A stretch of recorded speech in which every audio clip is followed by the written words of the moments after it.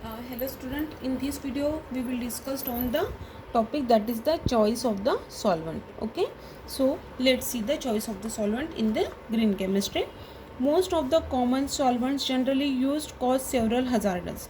देखो जो most of the जो several common solvents जो होते हैं वो क्या करते हैं, हम यूज़ करते हैं exam during the reaction chemical synthesis synthetic process, और वो क्या करते हैं सेवरल हजार्डस रहते हैं, मतलब बहुत हजार्डस रहते हैं. One of the commonly use solvent that is benzene is known to cause the promote cancer. यदि हम बेंजीन यूज़ करते हैं तो वो क्या करता है, कैंसर को प्रमोट करता है. ठीक है, in humans and other animals में, मतलब ह्यूमन्स में भी और अदर एनिमल्स में. Some of the other aromatic hydrocarbons for example toluene could cause the brain damage. यदि हम अदर एरोमेटिक हाइड्रोकार्बन्स यदि यूज़ करते हैं, जैसे टोलिन है, वो क्या करते हैं, ब्रेन डैमेज करता है. Have adverse effect on speech, vision and the balance. उसका असर हमारे स्पीच पे भी होता है, विजन पे भी होता है, और बैलेंस और कॉज द लीवर और किडनी प्रॉब्लम्स. वो क्या करते हैं, लीवर और द किडनी प्रॉब्लम्स भी क्रिएट करते हैं. All this solvents are widely used because of their excellent solvency properties. Okay, ये हम यूज़ करते हैं क्योंकि उसकी जो सॉल्वेंसी जो प्रॉपर्टी वो अच्छी है. ठीक है, this benefits nevertheless are coupled with the health risk. वो हम यूज़ करते हैं बट उसकी क्या है, बहुत सारे रिस्क है, हेल्थ रिस्क है. Okay, commonly use halogenated solvents like methylene chloride, chloroform, perchloroethylene and carbon tetrachloride have long been identified as suspected human carcinogenous. ये जो हम इन्हें अभी सॉल्वेंट बताए हैं, जैसे ये है मिथिलीन क्लोराइड है, क्लोरोफॉर्म है, परक्लोरोमिथिलीन है, कार्बन टेट्राक्लोराइड है, वो भी क्या करते हैं, ह्यूमन के ऊपर कार्सिजिनस इफेक्ट करते हैं. The chlorofluorocarbon were used a 20th century as the cleaning solvent करके ये क्लोरोफ्लोरोकार्बन का यूज़ करते थे. blowing agents for molded plastics and for the refrigeration, despite the fact that CFC have very low direct toxicity to humans. क्यों, क्योंकि उसकी जो toxicity थी ह्यूमन में वो कैसे थी, कम थी. एंड वाइल्ड लाइफ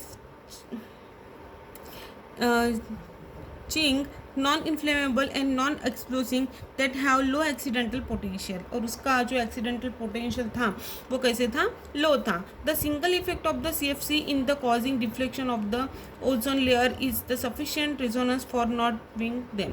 ओके, तो वो क्या करते थे, CFC जो था वो डिफ्लेक्शन ऑफ ओजोन करता था, तो उसका जो यूज़ था वो दिन ब दिन कैसे हो गया, कम हो गया. Versatile solvent carbon dioxide is used as a liquid, CO2 or a supercritical CO2 fluid as the rate of CO2 most commonly used in the solvent use. Okay, फिर उसके बाद क्या करते थे, मतलब जो ये है वर्सेटाइल सॉल्वेंट कार्बन डाइऑक्साइड जो है उसको लिक्विड फॉर्म में यूज़ किए जाते थे, और वो सुपर क्रिटिकल CO2 फ्लूइड करके यूज़ किए जाते थे. और gas is normally converted to the liquid state by increasing the pressure exert on it.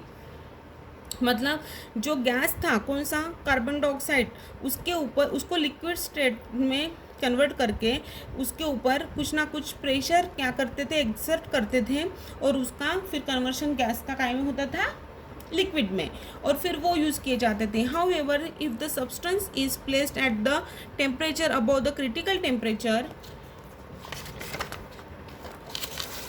critical temperature, okay, so at 31 degree centigrade for CO2 and the critical pressure that is PC 72.8 atmosphere for CO2 a superficial fluid is obtained. तो ये temperature पर और pressure पे हमें superficial ये जो था fluid वो मिलता था. The TC of the substance is the temperature above which the distinct liquid phase of the substance can not exist regardless of the pressure applied. मतलब ये उसका ही बताया उन्होंने. TC is the pressure of which substance can not longer exist in the gases. जो TC मतलब critical temperature ऐसा pressure है जिसमें सब्सटेंस वो लॉन्गर एग्जिस्ट गैसेस स्पेस में नहीं रहता इन सुपर क्रिटिकल लिक्विड। लेकिन जो सुपर क्रिटिकल जो लिक्विड रहता है उसमें the individual molecular are pressed to close together due to the high pressure. Okay, so they are almost in the liquid state. Supercritical liquids are high density close to that of the liquid state and the viscosity close to that of the gaseous state. जो superficial liquids रहते हैं, supercritical liquid रहते हैं, उसमें density जो है वो close to the liquid state के close रहती है और viscosity gaseous state के close रहती है. It is dealt to carry out the reaction of the gaseous phase. If possible, the use of the water as a solvent has a distinct advantage. ये सारी चीज़ें करने से अच्छा water is a universal solvent and so the use of water as a solvent has a distinct advantage. that उसके advantages जो थे वो बहुत सारे थे. Another way to carry out the reaction is without the use of solvent, useless reaction मतलब सॉल्वेंटलेस reaction. मतलब हमने देखो टोलिन किया, क्लोरोफ्लोरोकार्बन किया, CFC किया, देन सुपर क्रिटिकल CO2 किया. मतलब ऐसे बहुत सारे सॉल्वेंट ट्राई किए हैं, चॉइस ऑफ सॉल्वेंट बहुत सारी है, लेकिन उसमें जो हजार्डस प्रोडक्ट फॉर्म होते हैं वो बहुत डेंजरस रहते थे हेल्थ के लिए. ठीक है, ह्यूमन हेल्थ के लिए, एनिमल हेल्थ के लिए. सो बेस्ट सॉल्वेंट इज क्या है? Water. Water is the best solvent, has a distinct advantages. And हम ऐसे भी रिएक्शन कर सकते हैं सॉल्वेंटलेस रिएक्शन, मतलब जिसमें सॉल्वेंट कोई भी ना हो. Okay, one such reaction comprise this reaction in which the starting material and the reagent severe as a solvent. मतलब जो स्टार्टिंग मटेरियल और रिएजेंट्स है वो सर्व एज अ सॉल्वेंट करके यूज होता है. After Alternatively, the reaction can be performed in the molten state. और क्या है रिएक्शन मोल्टन स्टेट में? Ensure the proper mixing. This is still another reaction that can be carried out as the surface such as specialized test. मतलब देखो ऐसे भी reaction हम कर सकते हैं. They are the still another reaction that can be carried out the surface पे. मतलब जिसमें नहीं क्या alternatively reaction can be perform in the molten state में रिएक्शन करना. ठीक है, वो भी हम एक रिएक्शन हम केमिकल सिंथेसिस में कर सकते हैं. This is all about the choice of the solvent in the green synthetic और the chemical reaction. Okay, so this is also important one as per exam point of view. Then thank you.